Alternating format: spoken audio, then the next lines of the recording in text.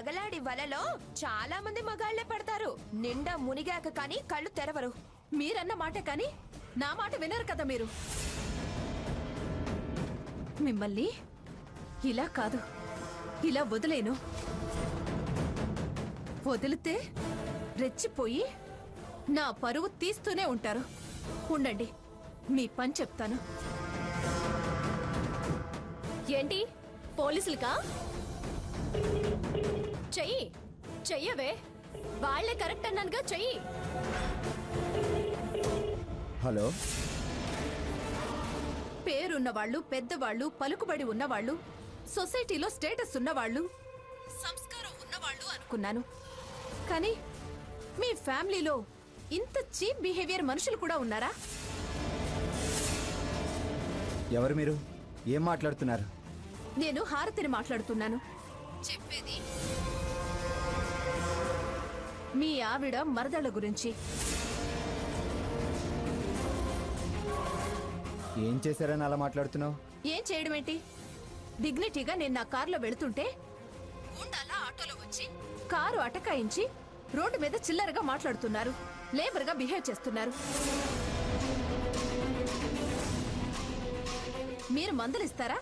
నన్ను police complaint ఇమ్మంటారా? వీళ్ళిలా cheap గా బిహేవ్ చేయడం ఇష్టం లేక, మర్యాద తప్పి ప్రవర్తించలేక మీకు చెప్తున్నాను. వీళ్ళని కంట్రోల్ చెయ్యకపోతే నేను కంట్రోల్ రూమ్ కి ఫోన్ చేయాల్సి వస్తుంది.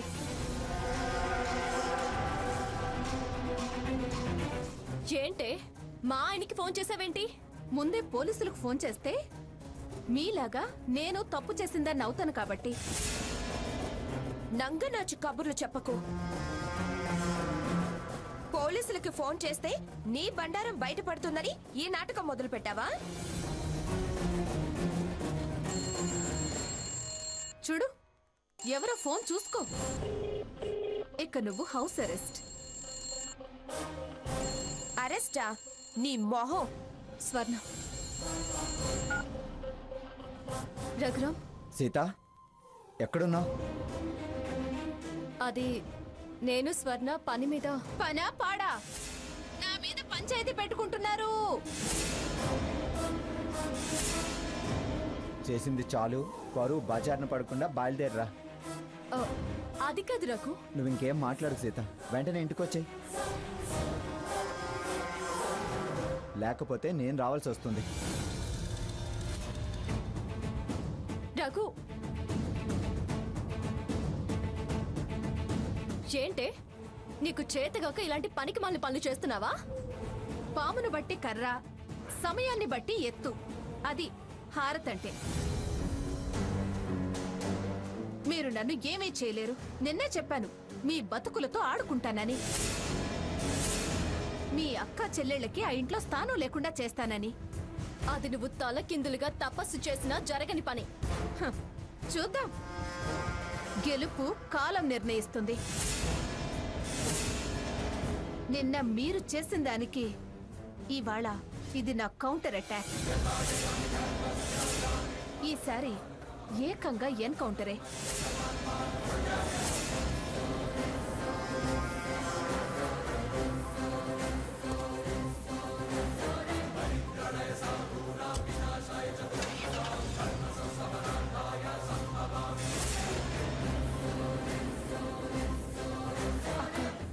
ఏంటక్క అది? నిన్న చేసిన దానికి కౌంటర్ అంటుంది. బావ ఫోన్కి మెసేజ్ వెళ్ళిందా? ఏమో, వెళ్ళినా చూపించినా ఇప్పుడు మనం చేసేదేముంది? అక్క, ఇప్పుడు మనం ఇంటికెళ్తే అమ్మమ్మ క్లాస్ తీసుకుంటుందేమో. తీసుకొని పౌరుషం ఉంది కాబట్టి, నింద వేయాలని చూసింది కాబట్టి నిలదీయడానికి వచ్చామని చెప్దాము. అమ్మమ్మ మాత్రం మనల్ని తలదించుకోవాలని అంటుందా? మనం మాత్రం ఎంతకి తగ్గద్దక్క. మనది కూడా ఆ ఇంటి పేరే కదే. పద, అక్కడి పరిస్థితులను బట్టి అప్పుడు సమాధానం చెప్తాం. రా.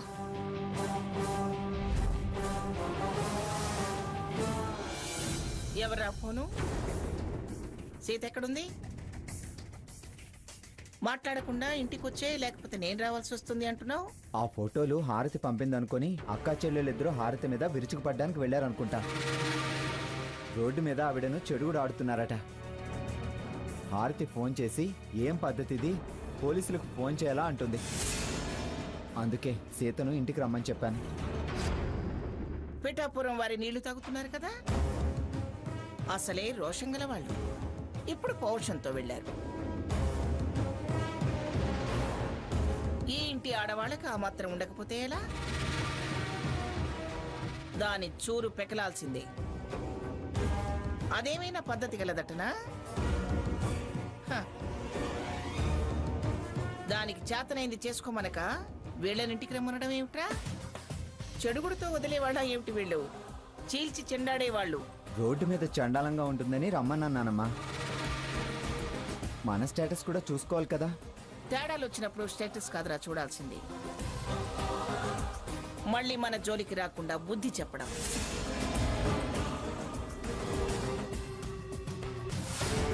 సర్లే, నువ్వు చెప్పాల్సింది చెప్పావుగా. మంగా మరి ఏమన్నారు? తమరి విషయం విశ్వవిదితమేగా. 10 నిమిషాల్లో నీ ముందు ఉంచుతానన్నాను కదా. అడుగో వస్తున్నాడు చూడు. ఏయ్, నువ్వేంటి మా ఇంటికి వచ్చావు? హలో, నన్ను ఇన్వైట్ చేశారు కాబట్టే వచ్చాను. ఏయ్, get out. I say get out. పిలిచిన వాళ్ళు పెద్దవాళ్ళు, కలవకుండా వెళ్ళను. నువ్వు పో అంటే పోవడానికి నేను మేనేజ్ లేనివాని కాదు. అయితే ఇప్పుడు get out. Get out. Saketh, ఏమిట్రా అతన్ని వెళ్ళు అని అలా పోట్లాడుతున్నావు? పోట్లాడటం ఏంటి పోట్లాడటం?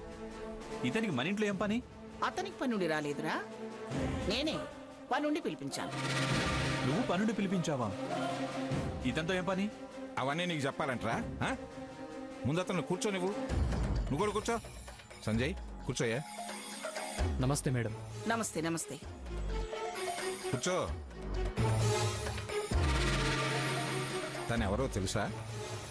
మేడం గారు తెలియని వాళ్ళు ఎవరుంటారండి ఈ స్టేట్లో? నువ్వు ఫారిన్ లో ఎంఎస్ చేసేవాడు కదా? అవును మేడం.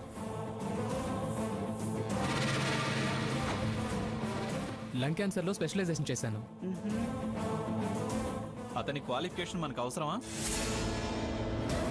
ఎందుకురా అలా చిందులేస్తావు? పిలిచింది తను, అడగని. నీ గురించి వాకప్ చేశాను, అందుకే పిలిపించాను.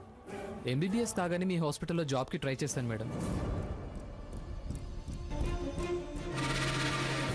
కానీ ఇంతలో ఎంఎస్ సీట్ వస్తే వెళ్ళాను. ఇప్పుడు నిన్నెందుకు పిలిపించానో తెలుసా?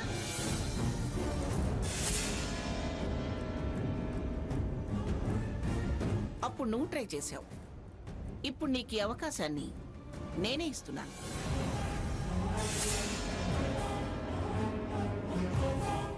యాక్చువల్గా నేను ఎక్కడ జాబ్లో చేరదలుచుకోలేదు మేడం.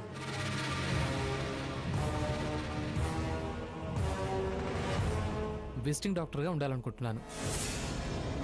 చెప్పాడుగా అతను జాబ్ చేయడట, వెళ్ళమను.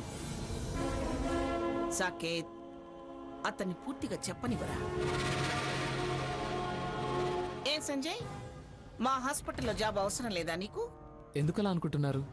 నేను ఫస్ట్ ట్రై చేసిన హాస్పిటల్, ప్రెస్టీజియస్గా ఫీల్ అయ్యే హాస్పిటల్. తప్పకుండా జాయిన్ అవుతాను. ఏంటి, జాయిన్ అవుతావా? ఏరా, ప్రతిదానికి అలా అంటావేమిటి? ఏమిరా, నీకు అతనికి ఇంతకు ముందేమైనా శత్రుత్వం ఉందా? అదేం లేదు. మరైతే ఏం మాట్లాడకుండా కామ్గా ఉండు. చూడు సంజయ్, నువ్వు రేపే డ్యూటీలో జాయిన్ అవ్వాలి.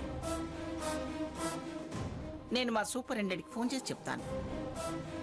నాకు అతన్ని అపాయింట్ చేయడం ఇష్టం లేదు.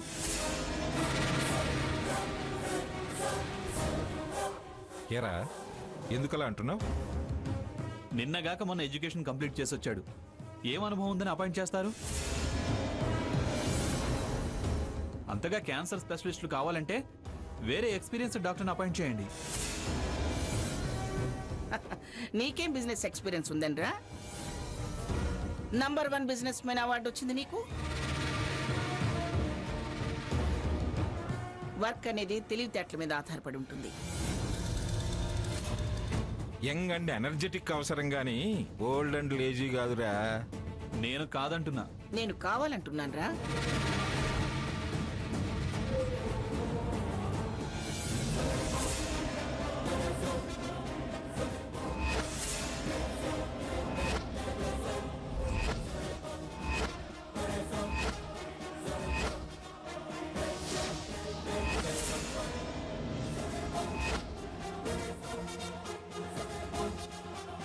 అక్క, ఏంటిది? ఏం చేద్దాం ఇప్పుడు? ఏం చేద్దాం? అత్తయ్య గారి గురించి ఏమైనా చెప్పాడా ఏంటి? ఇప్పుడు ఎలా అక్క? సరే, ఏదైతే అది జరుగుతుంది. నాతో పట్రా. ఆహా, వచ్చారా? రండమ్మా రండి. సమయానికి మీరు వచ్చారు.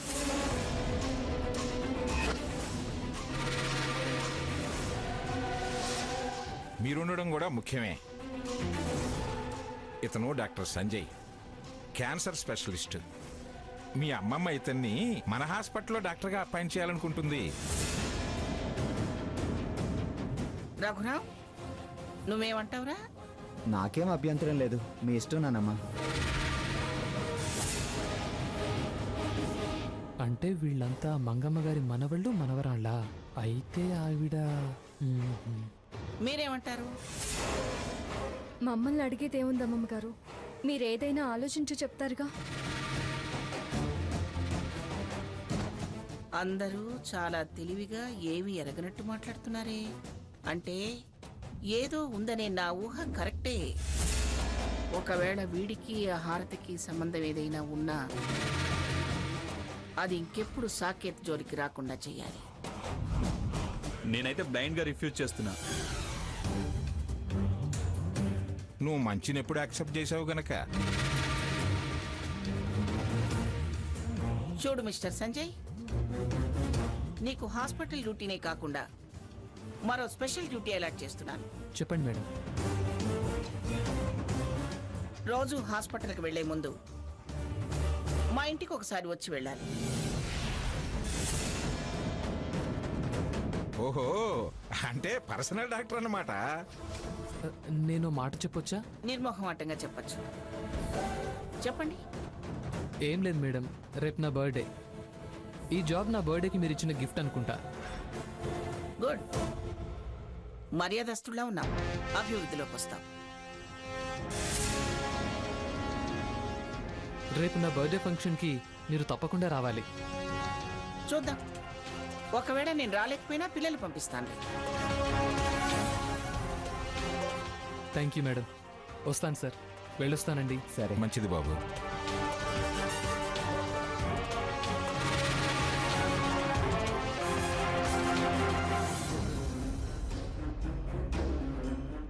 ఎందుకు వీడింత ఇరిటేట్ అవుతున్నాడు? వాడికి ఇంకా ఆ ఫోటోలే గుర్తుకొస్తున్నాయి అనుకుంటా. పిచ్చి సన్నాసి. అమ్మమ్మ గారు ఎందుకు స్పెషల్గా ఇతన్ని పిలిపించే అవకాశం ఇచ్చింది? ఏదో కారణం ఉంది.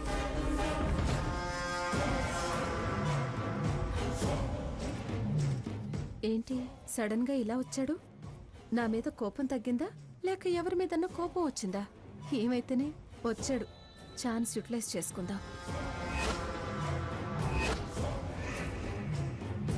ఏం సాకేత్ అలా నుంచున్నావు?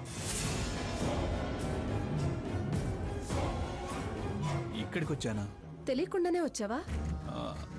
అది ఏదో ఆలోచనలో ఉన్నావు కానీ మనసులో నేనున్నాను. అందుకే ఇటొచ్చావు. సరే రా, కూర్చో.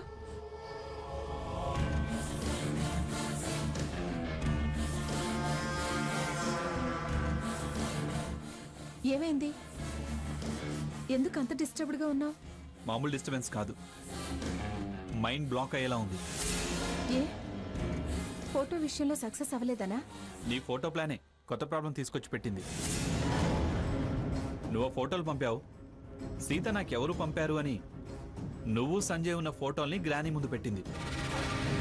గ్రానీ 2 ఫోటోలు చూసి అతనెవరు ఏంటని ఎంక్వైరీ చేయించి అతన్ని పిలిపించింది. ఏంటి ఇంటికి పిలిపించిందా? అవును, పిలిపించిందా అంటావే, పిలిపించింది. మీ గ్రానీ ఏమడిగింది? అతనేం చెప్పాడు? గ్రానీ ప్లాన్ ఏంటో అర్థం కావడం లేదు. వాడిని ఏం అడగలేదు. ఏం మనసులో పెట్టుకుందో నాకైతే అంత చిక్కడం లేదు. ఆలోచిస్తే ఒక విధంగా నువ్వు సక్సెస్ అయినట్టే. ఏం మాట్లాడుతున్నావు హారతి? సక్సెస్ ఏంటి సక్సెస్? వాడిని చూస్తేనే నాకు ఎలర్జీ. మీ గ్రానీకి ఆ ఫోటోలు చూశాక మనసులో ఏదో అనుమానం వచ్చింది. అందుకే అతన్ని పిలిచి అతన్ని సీతని వాచ్ చేయాలనుకుంది.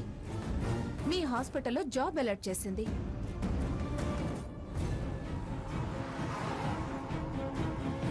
నా అపాయింట్మెంట్ గురించి హారతికి చెప్పాలి. నా సంతోషం తనతో షేర్ చేసుకోవాలి. స్వీట్ తినిపించి ఈ హ్యాపీనెస్ని సెలబ్రేట్ చేసుకోవాలి. ఇక నుంచి ఆ ఇద్దరి మీద కన్నేసి ఉంచుతుంది. ఎప్పుడు వాళ్ళు క్లోజ్గా ఉన్నా బుక్ అయిపోతారు. అప్పుడు మనకు లైన్ క్లియర్ అవుతుంది. నువ్వు సక్సెస్ అవుతావు. అంతేనంటావా? లేకపోతే అతని కంటే మంచి డాక్టర్స్ దొరక్క.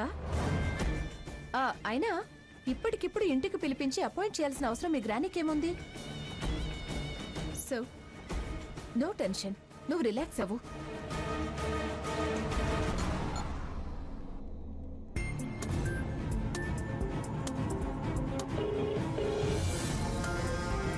జస్ట్ మినిట్, మా భాగ్య.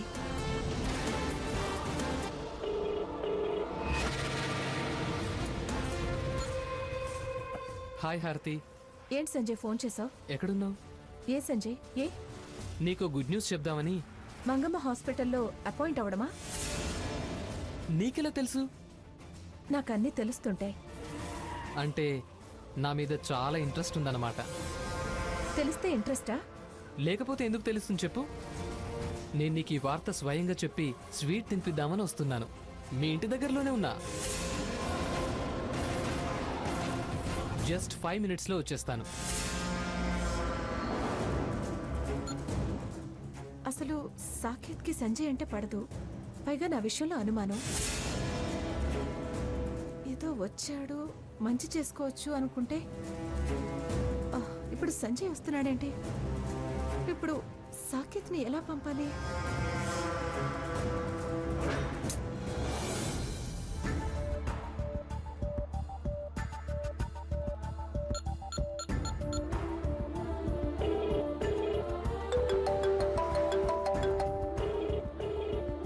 హలో. హలో సంజయ్ గారు, నేను సీతని మాట్లాడుతున్నాను. చెప్పండి. అత్తయ్య గారికి ఛాతీలో మంటగా ఉందంట. సిస్టర్ నాకు ఫోన్ చేసి చెప్పింది. ప్రస్తుతానికి నేను బయటకు వచ్చే పరిస్థితిలో లేను. ఆ విషయం మీకు కూడా తెలుసు కదండి. ప్లీజ్ మీరెక్కడున్నా సరే అర్జెంటుగా వెళ్ళి మా అత్తయ్య గారిని కొంచెం చూడరా. నాకు చాలా భయంగా ఉందండి. అలాగా, మీరేం భయపడకండి. నేను వెంటనే వస్తున్నాను. చాలా థ్యాంక్స్ అండి.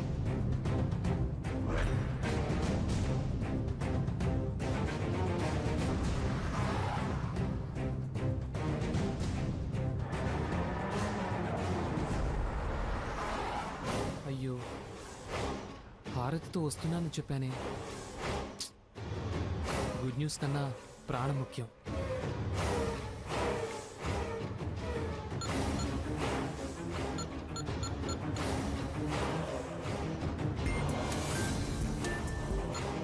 హలో హారతి, నేను తర్వాత వస్తాను. అర్జెంటుగా కేసు అటెండ్ అవ్వాలి. Thank God. ఎవరు? ఫ్రెండ్. సాకేత్, నువ్వు ఇంకా విషయం మర్చిపో. ఒక మీ గ్రానీనే కాదు, నేను కూడా సీత మీద డేగ కన్ను పెడతాను. అట్ ఎనీ మూమెంట్ వాళ్ళు నా నుంచి కానీ మీ గ్రానీ నుంచి కానీ నీ నుంచి కానీ తప్పించుకోలేరు. ట్రై చెయ్యి. ఇప్పటికైనా నన్ను నమ్ముతావా సాకేత్? నువ్వు నాకు పూర్తిగా చెప్పడం లేదుగా. నేనేం దాచడం లేదుగా. మళ్ళీ ఇప్పుడు ఆ టాపిక్ ఎందుకులే. మనం హ్యాపీగా ఉండడానికి. వాడి టాపిక్ మనల్ని ఆనందంగా ఉంచదు. సర్లే వదిలే. Any drinks? No no. Relax అవుతావు. నో. సరే ఆగు, కూల్ డ్రింక్స్ తీసుకొస్తాను.